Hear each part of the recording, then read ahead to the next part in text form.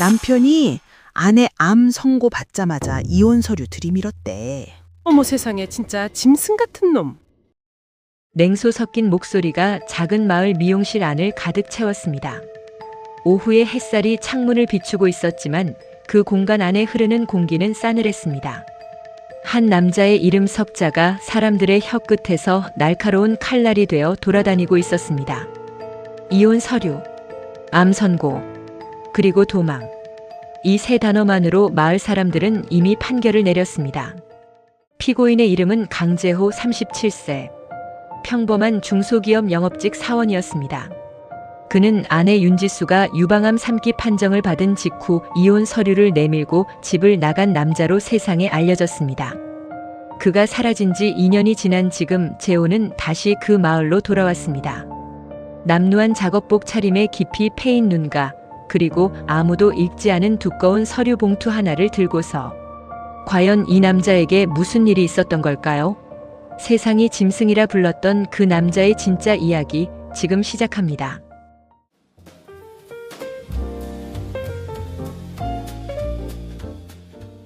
이야기는 2년 전 경기도 외곽의 작은 신혼 빌라에서 시작됩니다. 강재호와 윤지수는 결혼 4년차 부부였습니다. 재호는 영업직이라 전국을 돌아다녔고 지수는 작은 플로리스트 공방을 운영하고 있었습니다. 많이 벌지는 못했지만 서로를 아끼는 마음 하나만큼은 누구보다 단단했습니다. 지수는 꽃을 참 좋아했습니다. 공방 한켠에 늘 작은 꽃다발을 만들어 두었다가 재호가 퇴근해서 들어오면 아무렇지 않게 건네곤 했습니다. 오늘 남은 거야. 버리기 아까워서. 재호는 그때마다 피식 웃으며 받아들었습니다. 당신 공방에서 꽃이 남은 적이 없잖아. 나 주려고 만든 거지. 지수는 볼을 붉히며 등을 돌렸습니다. 그 작은 일상이 그들에게는 전부였습니다. 그러나 지수에게는 재호에게 털어놓지 못한 무거운 비밀이 하나 있었습니다. 3년 전 지수의 친오빠가 사업에 실패하면서 남긴 채무가 지수의 이름으로 넘어와 있었습니다. 오빠는 잠적했고 채권자들은 지수에게 연락을 해왔습니다. 지수는 재호에게 알리면 갓 시작한 결혼 생활이 흔들릴까봐 혼자 감당하기로 마음먹었습니다. 공방 수익의 상당 부분을 매달 조금씩 갚아나가면서 재호 몰래 야간 플리마켓 아르바이트를 뛰면서 재호는 아내가 유독 야간에 작업이 많다고 생각했습니다. 고된 표정을 볼 때마다 물어봤지만 지수는 늘 웃어넘겼습니다. 꽃이 아침에 납품돼서 그래. 신경 쓰지 마. 그 웃음 뒤에 얼마나 큰 짐이 숨어 있었는지 재호는 알지 못했습니다. 봄이 끝나갈 무렵 지수가 공방에서 쓰러졌습니다. 처음에는 과로라고 생각했습니다. 하지만 검사 결과는 달랐습니다. 유방암 3기. 의사의 목소리는 차분했지만 재호의 귀에는 그 단어가 폭탄처럼 터졌습니다. 3기요. 전이 가능성이 있습니다. 최대한 빨리 항암 치료를 시작해야 합니다. 재호는 지수의 손을 꽉 잡았습니다. 얼마나 걸려요? 완치 가능한 거죠? 항암과 수술, 이후 방사선까지 포함하면 최소 1년에서 1년 반입니다. 그리고 비용이. 의사가 말한 숫자는 재호의 현실을 완전히 뒤흔들었습니다. 항암제 비용, 수술비, 입원비, 이후 재활치료비. 건강보험이 적용되더라도 자기 부담금만 해도 수천만 원이었습니다. 재호의 월급으로는 감당이 불가능한 규모였습니다. 병원을 나온 재호는 주차장 한켠에 혼자 쪼그려 앉아 오랫동안 아무 말도 하지 못했습니다. 그때 재호의 휴대폰이 울렸습니다. 모르는 번호였습니다. 강재호 씨 맞죠?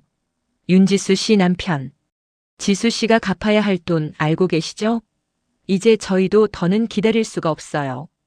재호는 그 전화로 처음 알게 되었습니다. 아내가 3년 동안 혼자 짊어지고 있었던 빚의 존재를. 그로부터 3주 후 지수의 첫 항암 치료가 시작되기 직전이었습니다.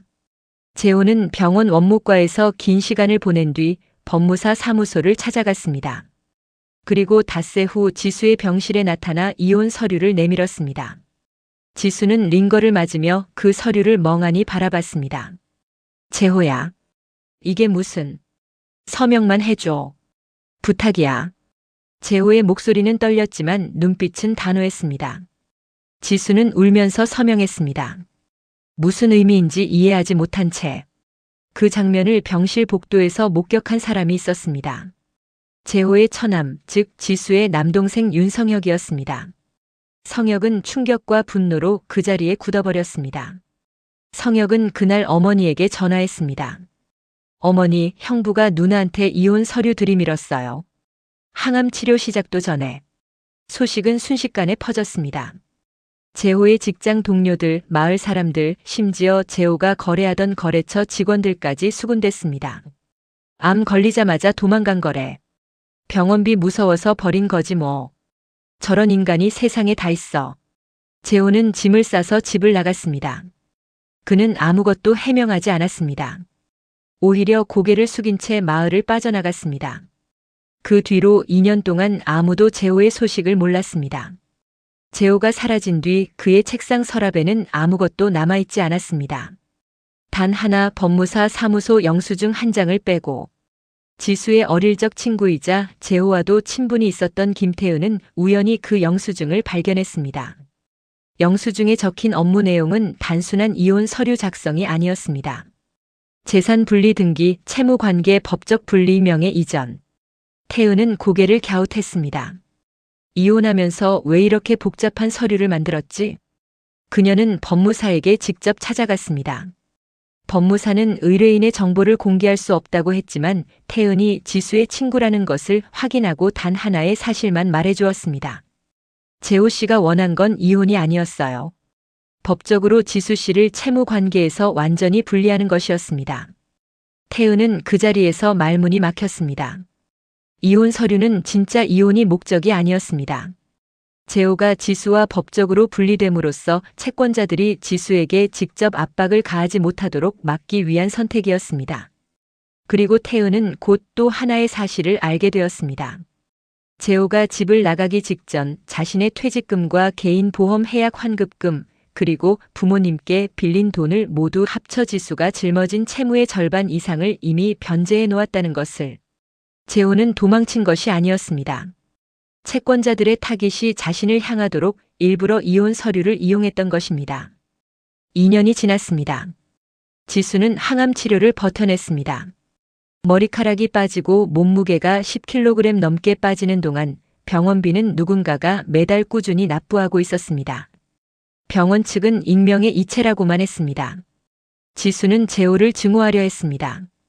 하지만 이상하게도 증오가 완성되지 않았습니다. 그가 남기고 간 것들, 공방 냉장고에 가득 채워진 식재료, 자동이체로 설정된 관리비, 그리고 이혼 서류에 끼워져 있던 손편지 한 장. 편지에는 딱 한 줄이 적혀 있었습니다. 당신이 나를 미워해도 괜찮아. 당신이 살아있으면 그걸로 충분해. 지수는 그 편지를 서랍 깊숙이 넣어두고 꺼내보지 않으려 했습니다. 그러나 치료가 힘들 때마다 자꾸만 손이 그 서랍으로 향했습니다. 그리고 2년 후 완치 판정을 받던 날 지수는 처음으로 그 편지를 꺼내 오래도록 들여다봤습니다. 같은 날 재호가 마을로 돌아왔습니다. 재호가 돌아온 이유는 단순하지 않았습니다. 그는 2년 동안 건설 현장 일용직과 택배 상하차를 전전하며 번 돈을 모았습니다. 그리고 남은 채무를 완전히 정리하기 위해 채권자들과 최종 합의를 마친 뒤 마을로 돌아온 것이었습니다. 하지만 마을 사람들의 시선은 여전했습니다.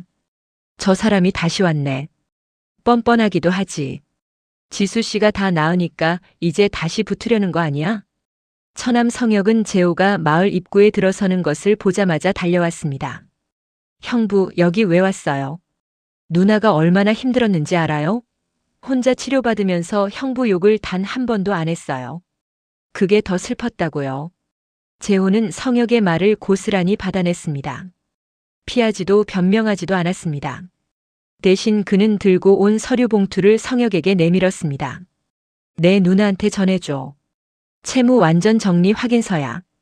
이제 아무도 지수한테 연락 못해.